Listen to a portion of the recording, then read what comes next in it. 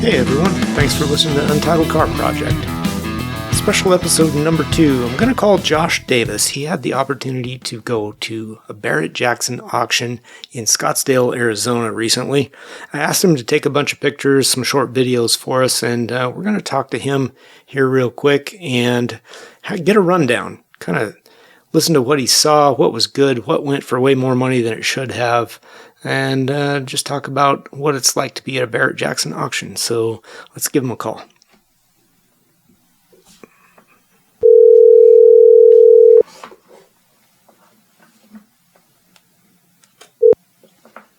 Yo. Hey, yo. How's it going, man? It's going pretty well. How are you? I'm good, man.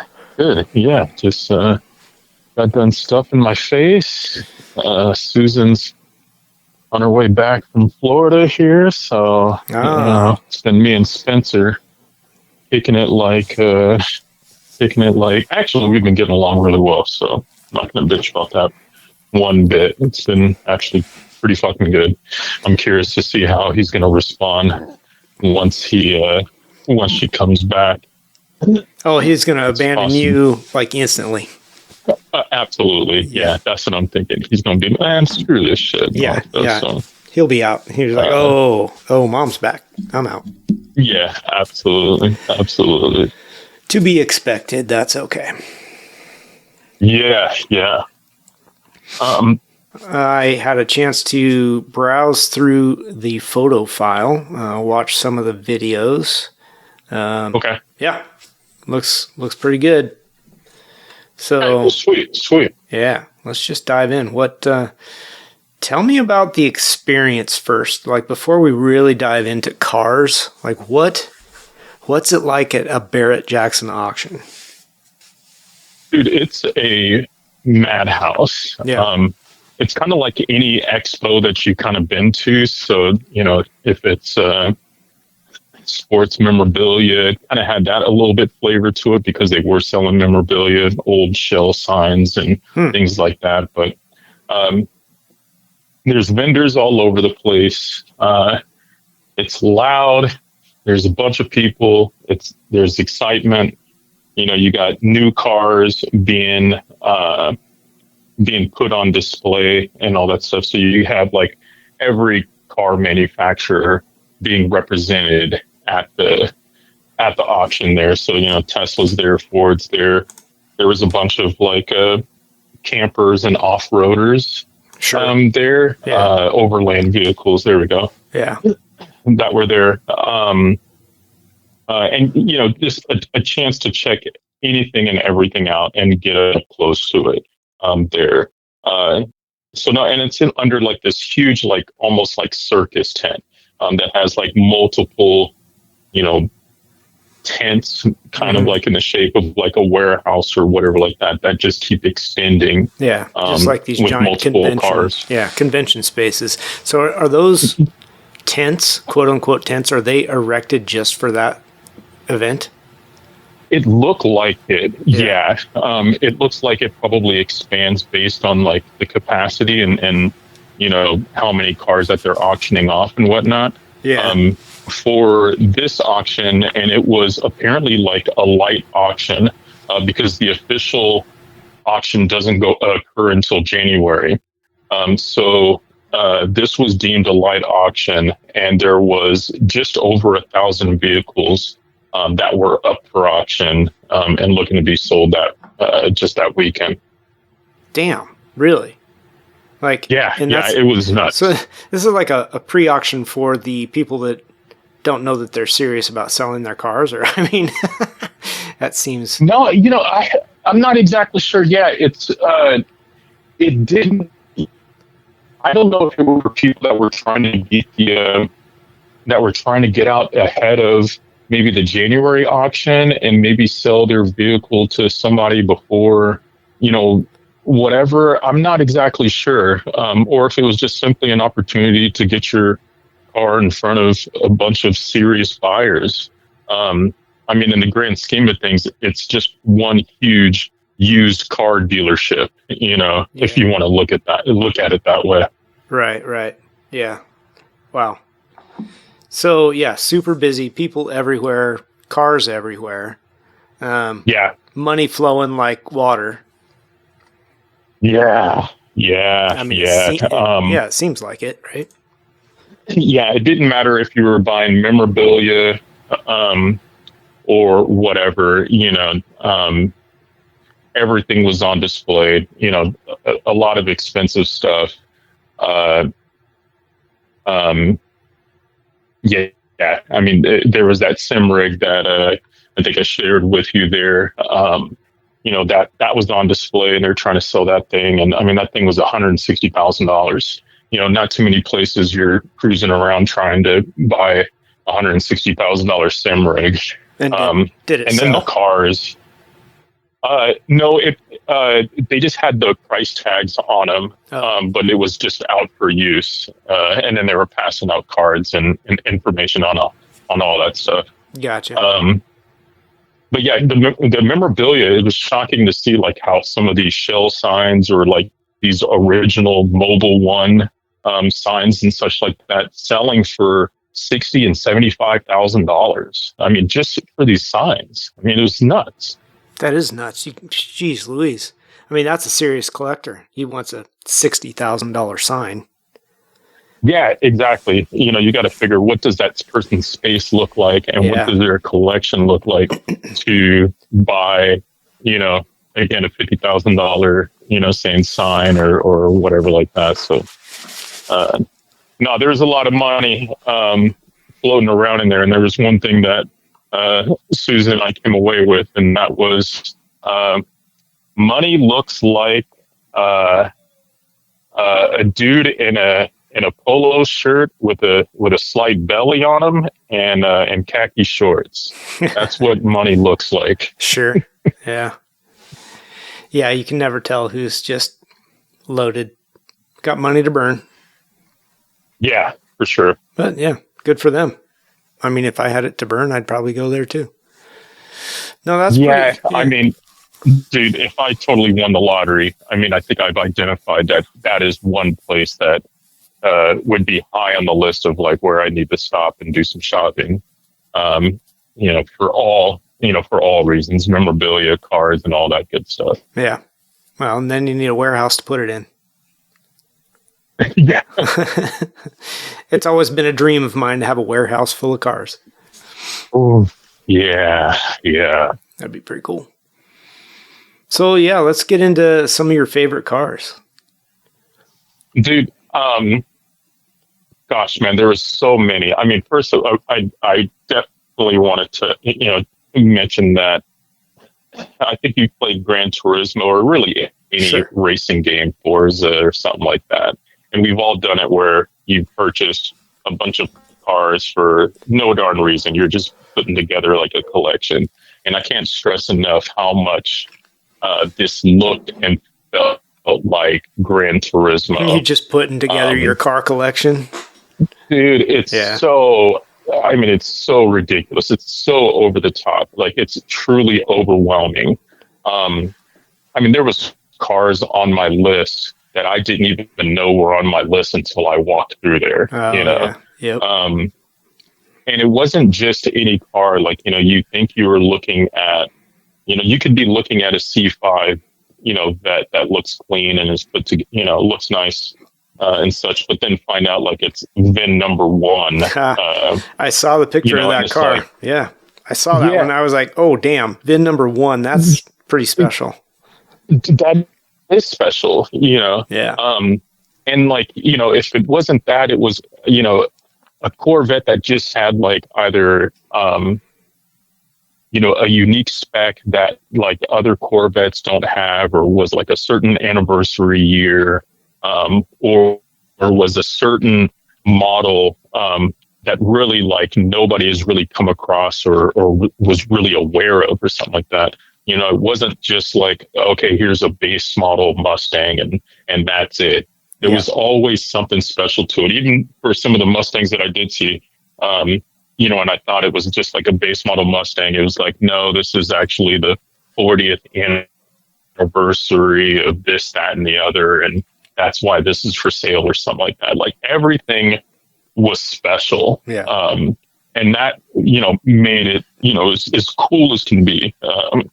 Between that and besides the cars that were roped off, everything else you could absolutely open the doors to get in, check out, and all that. But no, going back to favorite cars, wow.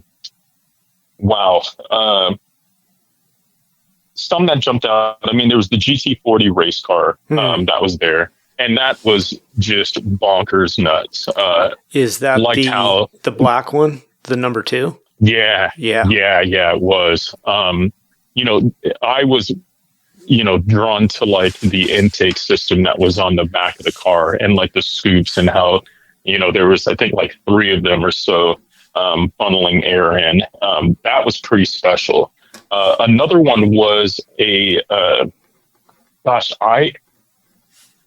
I'm gonna butcher this. I think it's like a Starliner. I never really was aware of this car or whatnot, but they called it a Scarliner due to the resto mod, the modulation that they did for it. They took that was the car where they took the engine out of a GT40 and stuffed it in this Starliner and such.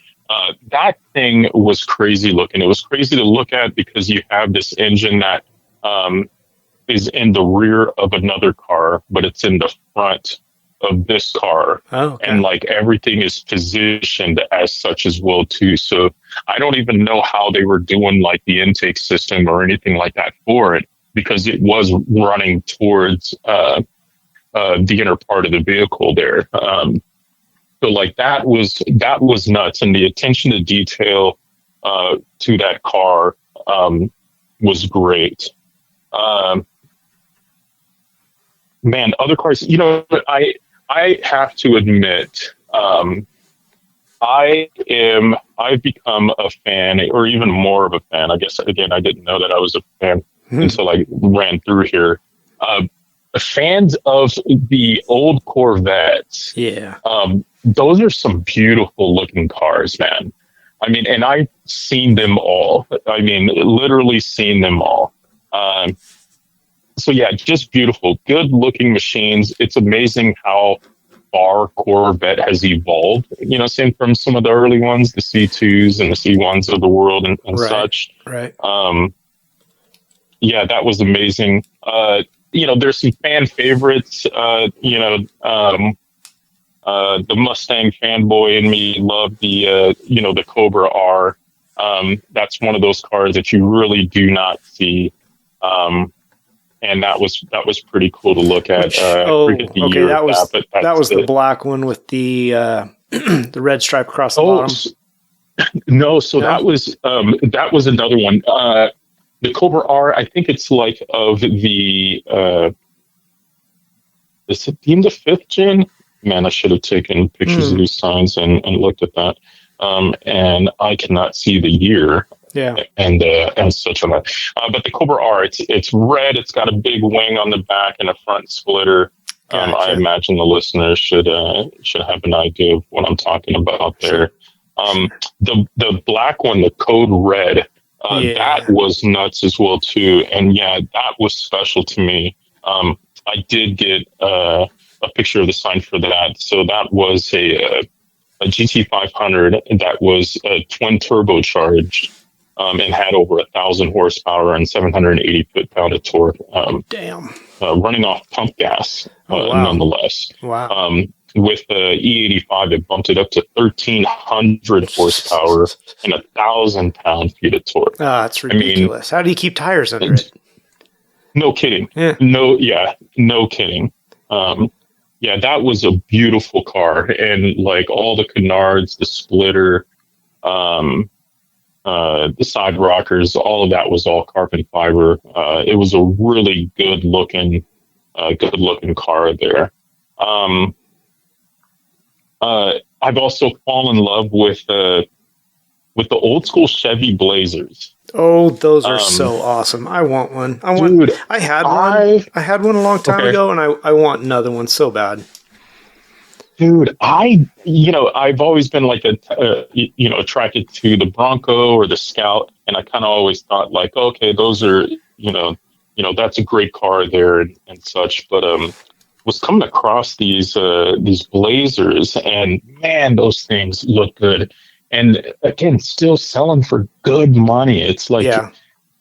People really loving those cars just because it's like, they're just not made. Right. Well, the super clean ones that, like the ones that you got pictures of, they were super clean, really good looking rigs. And I think that demands a premium, right? When they're redone like that, because man, it's hard to find that anymore. Those things were used and abused. Oh, okay. Yeah. Okay. So it's not too surprising that they're commanding a pretty good penny. Okay. That makes sense there. No, what else? The Lincoln Continental. I found my Lincoln Continental. I forget what year it is. I think it's a 70 something or whatnot. The long stretched out Entourage. Yeah. Lincoln Continental. That thing is awesome. Multiple VW bugs. I'm a fan of the bugs, so would love one of those. The buses. The buses were beautiful. Yeah. The buses were beautiful. Gosh, those things looked great. Absolutely looked great. What else? I mean, there was that LaFerrari. I mean, that's awesome, but it was kind of like straightforward, and the Bugatti Chiron. So I found out like that was actually Canelo Alvarez's Bugatti, the boxer there. So that was a little interesting there, but I think he might have had a reserve on it and it didn't actually sell. So, well, I mean that the LaFerrari is that one. Okay, a famous guy owned it. It was Sammy Hagar's car, but it was also a custom spec. You don't see that particular white. I mean, it's not even an Arctic white. It's an off-white a little bit. You just don't see those. Yeah. Yeah. It's a pretty special car. No, it is. It is. I mean, just overall, I mean, it's part of that holy trinity of cars. So, it already has that going for it. Right. It only had, if I'm not mistaken, maybe 1,700 miles on it. Right. So it's not even like the guy drove it all that much or anything of the sort. Which is also kind of crazy. And then it sold for what, 4.3 million? Yeah, it did. It did. I mean, the coolest part of that auction was him including a trip down to Cabo, to go celebrate his birthday on his private jet, and that went to whoever the winner was. That was pretty sweet. That was pretty, mid auction or towards the end of it, he jumps on the mic and it's like, hey man, after this, I'm going to Cabo to celebrate my birthday. Whoever, bids this thing, wins this thing, I got 2 spots. I got 2 seats on my jet for you. Wow. That's nuts. That is nuts. That's pretty sweet though. Yeah. I thought when he announced that the car would have gone up, a little bit more or whatever. I can't exactly recall. I think it was only truthfully like another, 50, 100 grand or something like that and all that stuff. Yeah. But I mean, how cool of an experience, would that be? I mean, not only did you win this car, but now you're flying down with him. I mean, that's quite the freaking story. Flying down with him is pretty sweet, but you got to think too, the whoever bought it is paying $4.3 million. They have their own private jet and go where the fuck they want. Oh, well said. All right. I will give you that. Well said. It's not like it was you or I buying it, so. Yeah, absolutely. So another one that I was interested in the photos was that I think it's a C10, but it has it's a 6-wheel C10. Yeah, I saw that too. And apparently this is like some famous car, and after I've seen it once now, I've actually seen it a couple of times. Oh, really? Here, but apparently it's like a downloadable vehicle in like some video games. And it's made like the rounds of, I guess it's popular on social media or such. And it's made the rounds on to like a number of different, conventions, hot rod shows, this, that, and the other. Gotcha. Yeah, but that thing was wicked. I mean, I wish, could have talked to whomever about that. It was one of the vehicles, if I'm not mistaken, like Craig Jackson, like briefly went over during his tour there. But yeah, it would have been nice to hear a little bit more about that vehicle and what that was all about. Yeah, pretty sick truck. It looks like a 65 or 66, I think. That's the body anyway. Yeah. Yeah. Yeah, and that thing, I mean, just absolutely looks put together. Oh, I mean, that thing is nuts. Yeah, I wish I knew the specs a little bit more on that, and should have guided you to the website. I mean, it still should be available in the results, but you can go to the Barrett Jackson website and go through all the cars that were auctioned off. Nice. And it should have a description on each of those. So if you wanted to circle back and actually get the details that I'm missing here, or the years or something like that, that'd be worth doing. Yeah, no worries. And then I'm actually surprised there weren't more Ferraris and whatnot. I mean, you showcased one, a 348, and that's an awesome car. I was kind of curious how much that went for.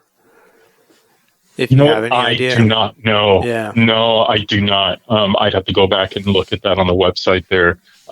No, there was not a lot of Ferraris. I mean, honestly, what you could almost say dominated out there were Corvettes. Yeah.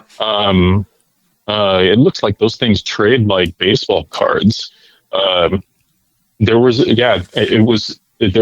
lot of Corvettes out there. Noticed a lot of the pace car Corvette. Yeah, those were absolutely cool. And I actually came across, because I think I pointed out that Hoovy from Hoovy's Garage, the YouTuber, was out there. And I came across one of his videos, and he actually bought one of the pace cars. I think he said he bought the cheapest one there, some Monte Carlo or something like that. Oh, that's fun. Yeah, the pace cars were awesome. And one that sold for a really good number was the Camaro ZL1. I think that only ended up selling for like 45 to like 51 grand, if I'm not mistaken.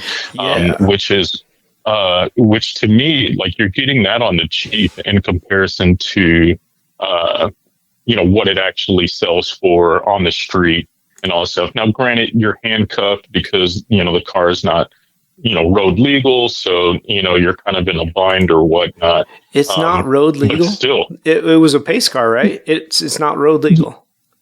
Yeah, that's what I heard, was like the pace cars weren't necessarily road legal. So I don't know if I was fed some BS on that, or if that was the case. But yeah, to my from what I had heard, like the pace cars weren't legal. Now I don't know what would make them not legal or something like that. It doesn't really make a lot of sense. But what do I know? I just rolled with it. Sure. Yeah. Well, yeah. I wonder if they were just never registered or what, because they've got all the pieces parts. So yeah, or maybe there's no VIN number. I don't know. Yeah. Who knows? I mean, they were all they all didn't have that many miles. So I think the Monte Carlo that was purchased there only had 750 miles on it. Oh my and it was gosh. like a 90, a late 90s, or so. So no, I would have loved one.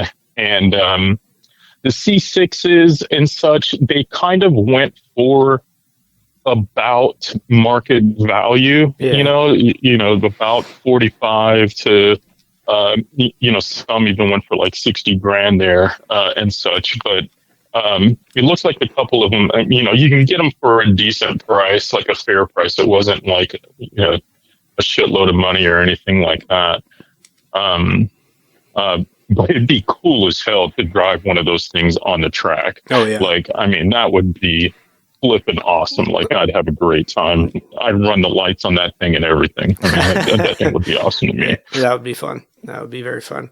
What about the Shelby Daytona? I saw one of those. Oh man, that's a great looking car. Yeah. I did not see what that sold for there, and I did see it on the website, but it is not coming back to me on how much that was sold for. That was a high dollar car, but then that thing was beautiful too. Yeah. Well, I'm sure it was a high dollar. I don't know the numbers, but I don't believe there's very many of those out there. Oh, okay. Pretty rare. With Yeah, what's that? Shelby blue on white with, it's got the sticker kit like it was originally raced. I don't know. It'd be nice to know what kind of heritage that particular car had. Yeah. Actually, I do have the site here. I will send that over to you just to have as reference for yourself there. Sure. I think that was just the Fiat. And I would be doing it a disservice as I think I sent you the specs on this little Fiat that went across the line. Mm-hmm. And there was significant work put into this car here to make this, kind of track ready here. Was blown away that nobody was feeling it. And that went off the line for like 10 grand.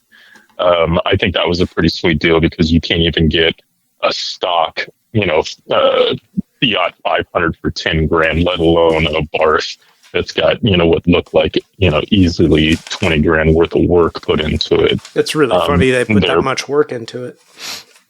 Yeah. You'd be surprised at that thing. I mean, it looked like it was ready to go. I would have absolutely scooped that thing up if I was prepared for that. Yeah. Oh, yeah. Susan would love to drive that. She'd be all about it. Yeah, she was all over that. She was like, even as we were sitting there, she was like even tapping my leg and was just like, you know what, do you think, because Jim had a bitter past there, and she was like, you think we can get Jim to scoop this up for us and we'd Venmo his ass, the money? That's funny. So yeah, it would have been a heck of a story, though. That would have been great. Yeah. That's really funny. Another one that caught my eye was, and maybe you'll remember the name of it because I didn't quite catch it, but it has the kind of the look of a late 50s Thunderbird, but the thing had pocket doors. They slid forward into the fender. Yeah, I don't know what that was, but yes, I did take a moment in looking at that. I feel like I should have embraced that a little more than I actually did. But I do not know what that was here. I'm going to frantically do some searching on the back end and see if I can find that. Okay, I just found out that GT40 ended up selling for $396,000. That seems that seems under market. That seems low. Yeah, to me. You know what?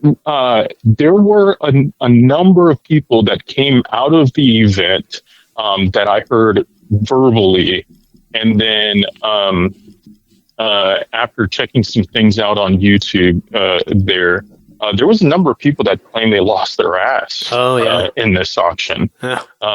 They were just like, there was no real money out in the crowd or something like that, I think was the way one dude phrased it and all that stuff, which kind of blew my mind. When you said that this was a pre-auction to the one in January, that right there would kind of tell me that. It's like, don't bring your high dollar car that you expect to get premium for to an auction that people are going to wait for the premium. Yeah. If everybody's normally accustomed to coming to the auction in January. Yeah. And I imagine, if you're not living in the Arizona area there, you're kind of like planning this thing out, like, hey, come January, I'm flying out there and all stuff, which also to side tangent. I mean, I truly feel that it's something that everybody has to do. If you are a fan of cars, if you consider yourself an enthusiast, it's truly something you have to go and see with your own eyes. Yeah. And yes, the mood was that it was light and it was down. We even heard some vendors that I was talking with as they were breaking down and whatnot, and they were just like, yeah, it's nothing like January. So they make it seem like January is a borderline like, spring break of car auctions where it's just wild and people are going nuts and Wow. this, that, and the other. Yeah. Wow. Quite the zoo. Damn. Yeah. Yeah.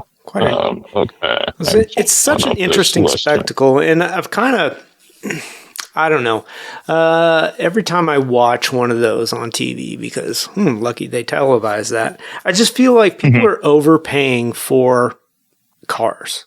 Yeah, each one maybe has a little bit of a special something about it. It's a one of one. It has this particular spec or something. There was only 10 of these made, or whatever.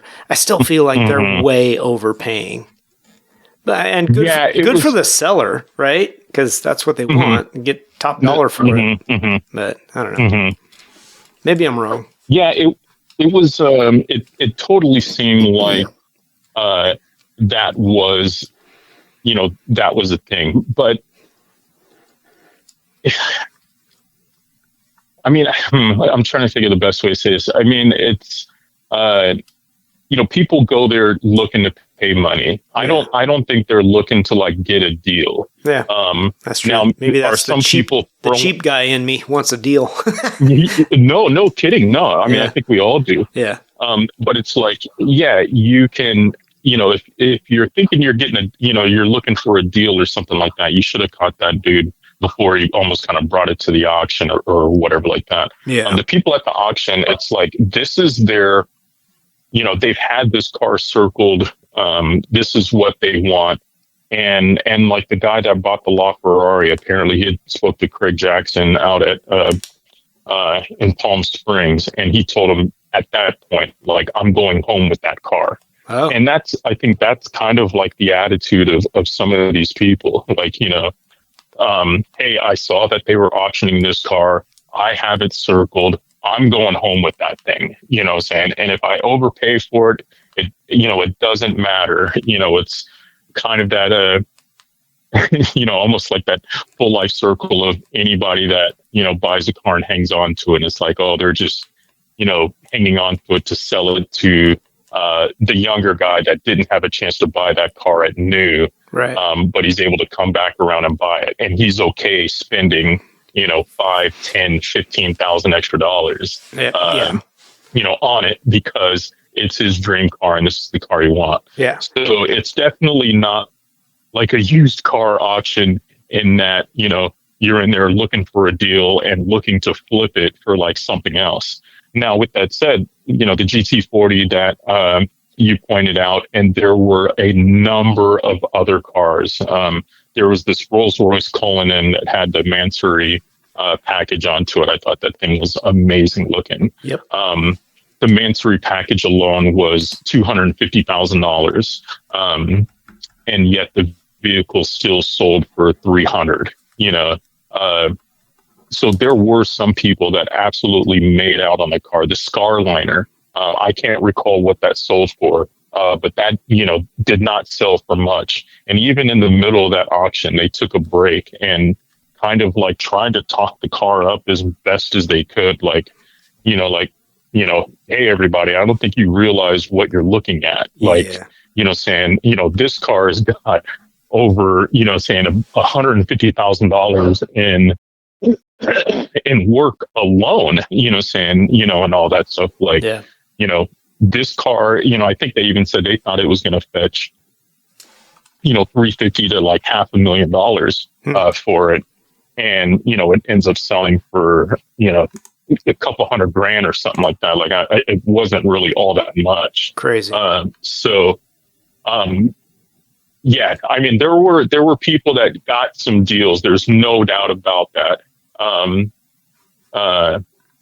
But you weren't necessarily going there to look for a deal. And it wasn't as much of a pissing contest as I thought it was going to be.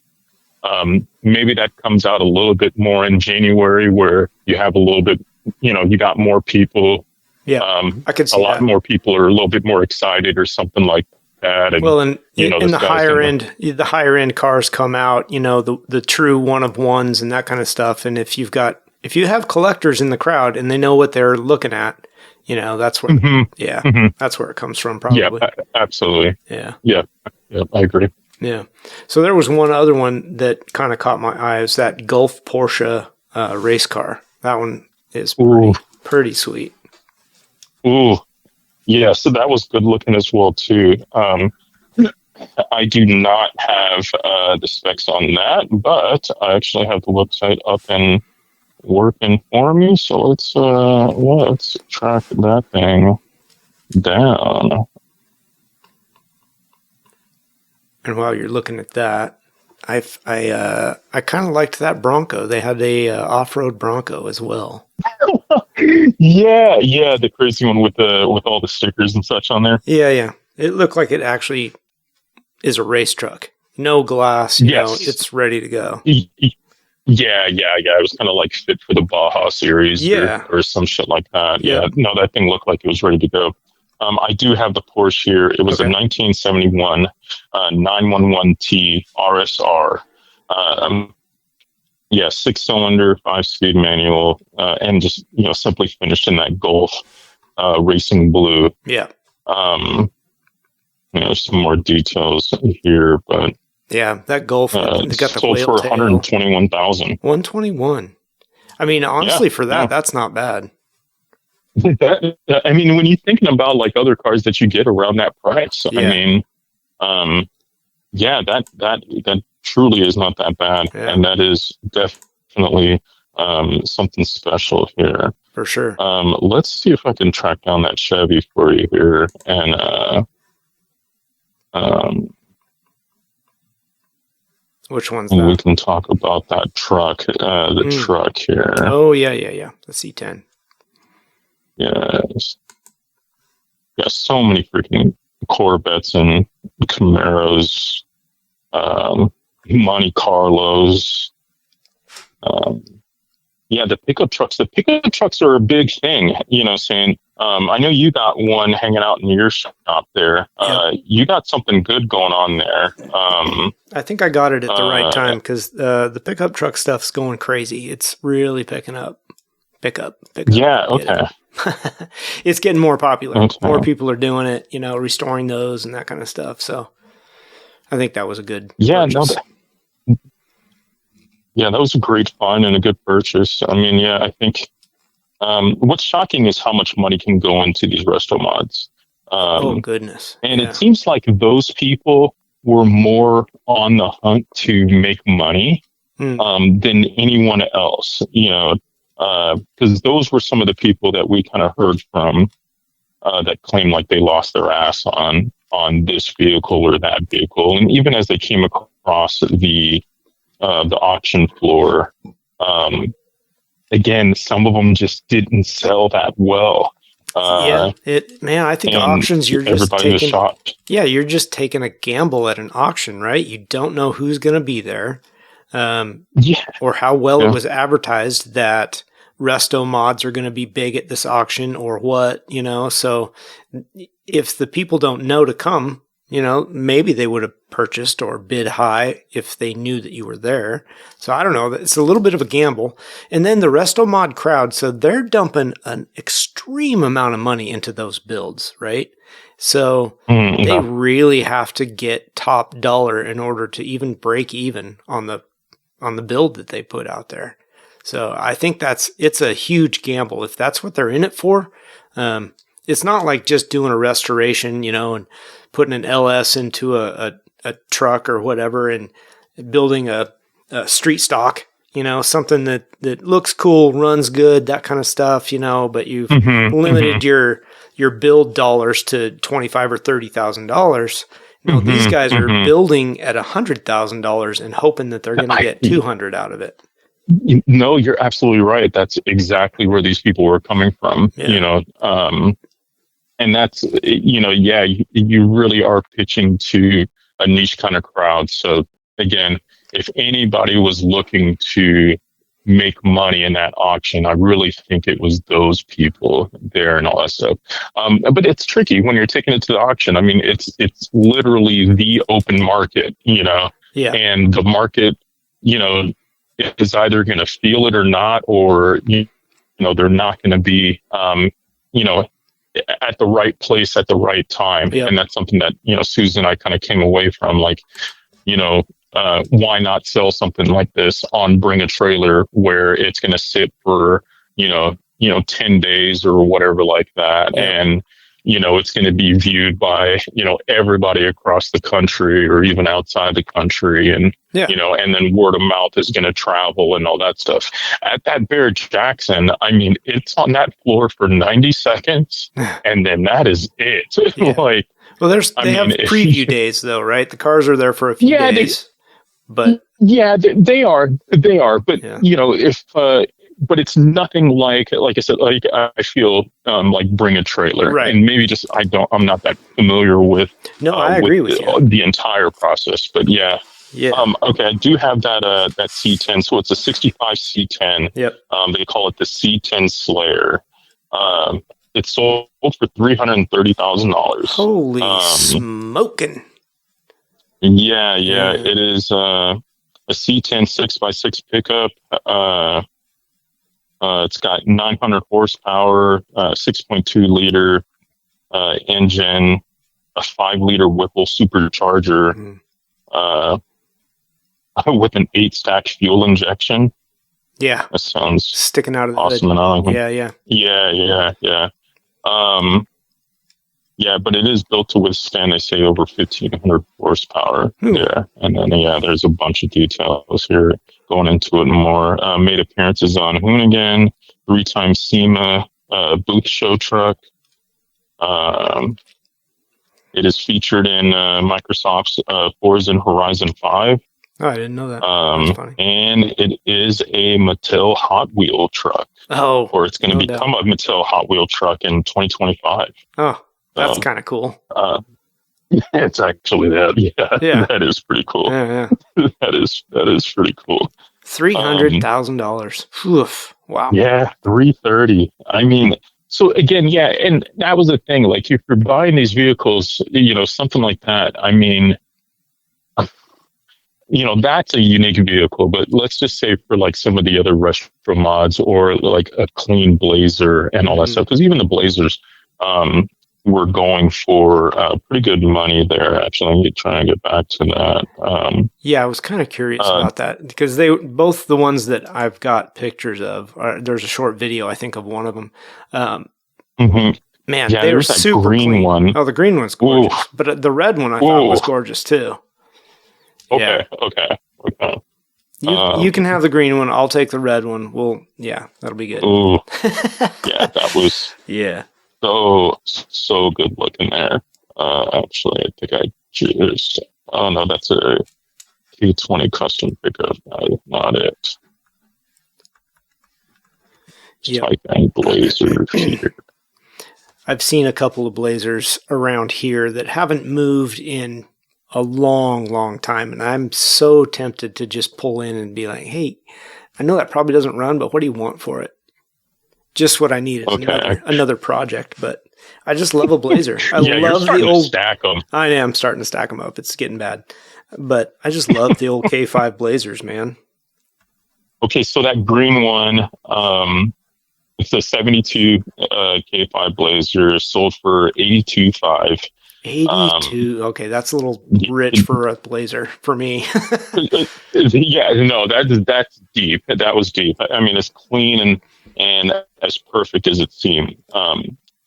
Very expensive. Yeah. Yet I wondered, and what my question is, are the people buying these? Are you looking at these vehicles like a stock? You're buying an Amazon and Microsoft stock back in the 80s, and it's like, I'm going to hang on to this, and I may have overpaid for it, but I have no intention on flipping it. And either I'm going to pass it down through the family, because I mean, truly, as generations go by, I mean, that car will absolutely go up in value. Like, Yeah. there's going to be somebody, that is going to want that with the direction that vehicles are going on electric and Fully agree. all this other stuff. Yep. So I don't know if it's looked at like that, so there's never this like intent of, God, I mean, I don't even know if they're looking at driving it. But if it's just more of like, no, I'm buying this to flip later on in life, or I'm going to give this to my kid, and then he's going to flip this. Right. Sit on it for another 20 years. When he's middle-aged or something. Yeah, 20 years from now, exactly. You'll get your money back, but I don't know. It's not the best investment, honestly. I wouldn't think so. I think it's a little risky here, but to each his own. You know what I'm saying? I mean, I say that, and then look at all these Bitcoin heroes. They're kicking ass right now. So true, that's true. Yeah, but yeah. That was pretty awesome. The other Blazers, as I'm flipping through, I mean, truthfully, they look like big money cars. This one sold for $71,500. Another 71 sold for 72,600. So, I mean, I think it's safe to say after looking about 3 or 4 of these, $70,000 is what it takes to get you, a clean Blazer. Yeah. Yeah. No mention of miles or anything like that, but, yeah. Interesting. Well, it looks to be about that much. Yeah, I'll take the one out of the weeds down the street for $5,000. That's how I roll. I would too. I would too. Yeah. I'm gonna pull up that Bronco too, and let's get a number on that. Oh yes. Kind of surprised that was an auction item. I mean, it looks like it was put there by Ford. Ford Performance on the side of it, Mm-hmm. The thing is, well, and it's super clean. Who knows if it's ever even been off-road, but it's quite possible that it has been actually raced and whatnot. Good night. 500,000 sold for, damn, I mean, cut it in half. 258,000. Oh, okay. I mean, it probably cost that much to build that truck. It's 23 of 50. So number 23 of 50 ever built. It's got a Coyote V8 engine in it. So he took it out of the Mustang and paired it up with a 10-speed automatic. They claim MSRP. MSRP on this truck was $336. Okay, so they lost money on that one. Yeah. They kind of lost their ass in that. Yeah. Interesting. Well, there was a Chevelle. What was the Thunderbird, right? That you said with the it was the pocket doors. Yeah. It's not a Thunderbird though. I don't know what that thing was called. Yeah. Yep. Okay. I will scroll in the background and see if I can stumble across that. Yeah. You had found a big block Chevelle, looks like a 71, the orange one. And that one sold for $35,000. And I feel like that was a really good price too. All white interior. Okay. I think I do remember seeing that one. Mm-hmm. Yeah. That one is quite attractive. I mean, for $35,000, that's probably about the right spot in the market for a completely restored one. And I don't know, it doesn't, it's, what does it say? AC fuel injected big block. Could be factory that way. I think that makes it worth a little bit more. So I think $35,000 is right about where it should be. Yeah. Yeah, I'm gonna kill myself going through all of these damn cars trying to find this thing, especially the full freaking 1,000 list of cars. I know there's 1,000 of them. If you don't know the name of it, it's a little bit hard, but that's all right. Yeah, almost like a needle in the haystack. But nonetheless, I do get to cruise through some of these cars again. Yeah, there was a Ford Lightning that sold for $38,500. The electric Ford Lightning. The electric No, truck? the original. Oh, okay. The original. Yeah. Yeah, I bet those are coming back up in value, actually. Oh, it would have been nice. Actually, I didn't see like a GMC Typhoon. I mean, that could have been hiding in there, but I Yeah. didn't see that. Yeah. There was a Buick Grand National that sold for 33. Huh. I love the Grand National. Really? I don't know what it is Huh. about that car. I don't know, but I think that thing is awesome as hell. That's interesting. Awesome as hell. Yeah. Yeah, those, I don't know, some of the prices aren't that crazy out of line, it feels like. So after being there and experiencing all of that, like what's your temperature on that? Good, bad? You gonna go back in January, watch it again? Yeah, actually, I'd love to go back in January. Yeah. Uh, yeah, I would love to sucker you into coming down here and checking that out with me. Um, I could probably yeah. make a weekend out of that. Okay. No, that would be awesome. Uh, wouldn't be surprised one bit if I'm able to get some passes. So Okay. that would be pretty neat. But yeah, no, I think it's absolutely worth it. You got to see it. I mean, it's legitimately it's Disneyland. Yeah. Again, for car enthusiasts, I mean, you're not going to be disappointed. I mean, you might be disappointed that your bank account's not deep enough to go home with anything. That's no But joke. it's you're. I had to go back a second day. Like, Yeah. I was there on Thursday. Toured the place. Got the private tour and walked around there. After the place was shut down, which was really neat. Oh, that's kind of And nice. then, but yet still, I couldn't stop thinking about it and needed to come back out there the next day. Saying I ended up coming out there Saturday. Mm-hmm. To look at it again. I mean, you can really go,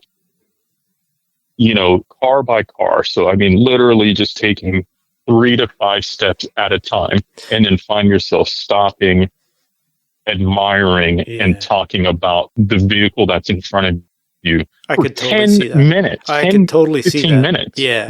And all that stuff. And then they have like food vendors there and all that stuff. So you can like totally take a break, we took a break for a minute, went to the little food court area, ate some food, and then got right back to it where you're just looking through each and every car and all stuff. And then again, I didn't necessarily take advantage of it all that much because it wasn't like, I was really going to, buy anything and all stuff. But, you can absolutely open up the car doors, get inside. I mean, the whole point is like they're trying to sell that car. So, I mean, you can do anything and everything, excluding taking it for a test drive. Right. There. So, no, it was fantastic. I mean, again, you're going to find cars on there, out there that you didn't even know, you may not have known existed, or you definitely didn't know it existed on your list until you saw it, just then. Yeah, for sure. Well, I mean, you got me talked into it. I'll come down and spend a couple of days because that's like, 1,000 cars museum. It takes time to go through that. But for a person that really appreciates cars, this sounds amazing. I can spend hours. It was. I can spend hours and hours just looking and drooling on cars. We'll have to take a rag with me to wipe everything back off. But No, yeah, absolutely, Yeah. absolutely. We got to bring Grant down there too. Grant would have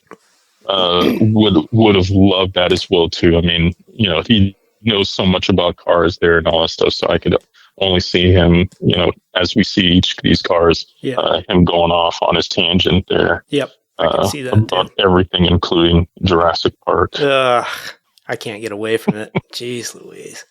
It had to make the show. It had to. Thank you so much. Yeah. Even when he's not on the show, it comes up. So, yep.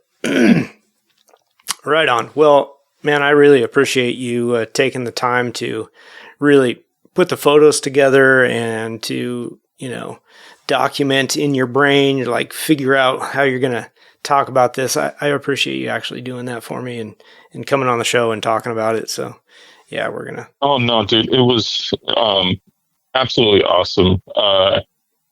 Yeah. I mean, for any listener out there, yeah, I mean, really do yourself a solid and go and check this thing out.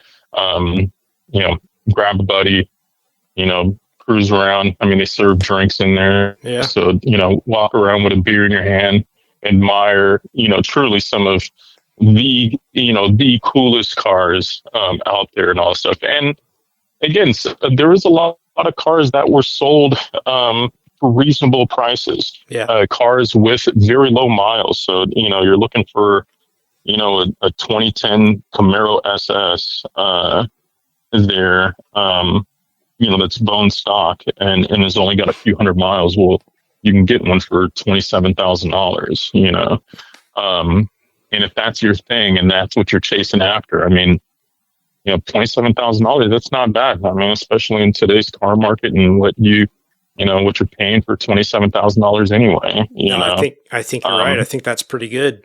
And especially an auction like that might not be what everybody there is looking for. So you could get a deal.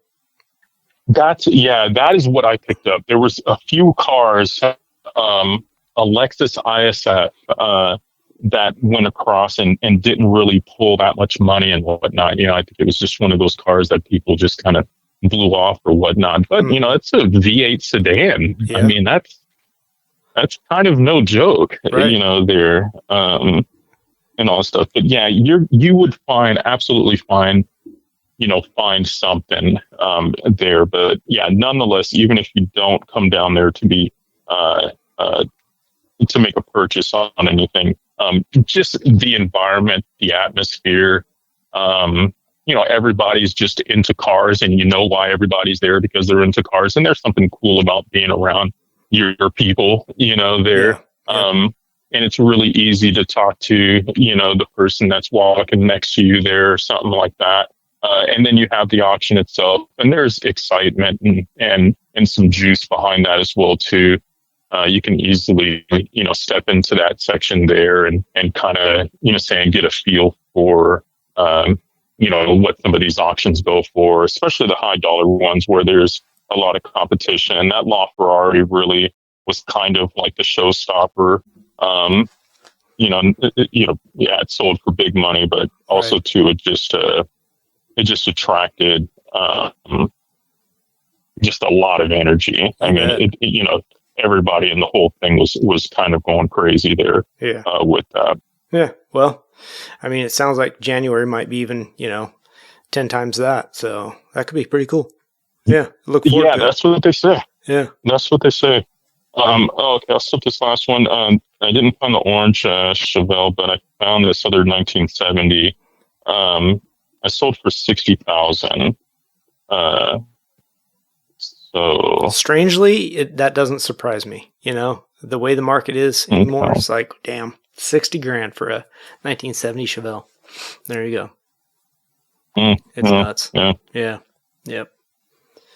Right on. Well, let's wrap this up, man. I really appreciate your time. We got an hour out of it. I'm going to cut up the videos a little bit. We'll stick some of those in there, and should be good. I appreciate your time.